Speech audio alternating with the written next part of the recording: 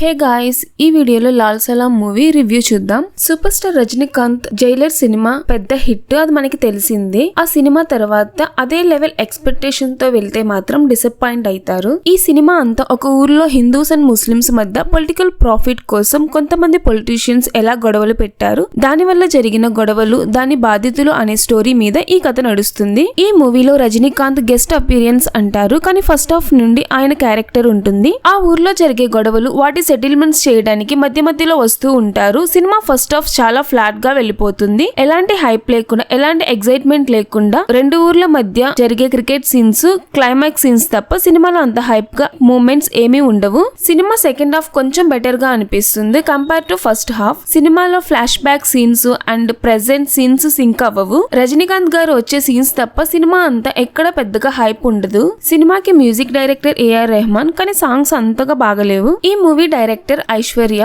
రజనీకాంత్ గారి కూతురు. మేబీ తన కోసం ఏమైనా ఈ మూవీ నటించుండొచ్చు. ఓవరాల్ గా మూవీ పర్లేదు, బానే ఉంది. ఫ్యామిలీతో అయితే వెళ్లి చూడొచ్చు.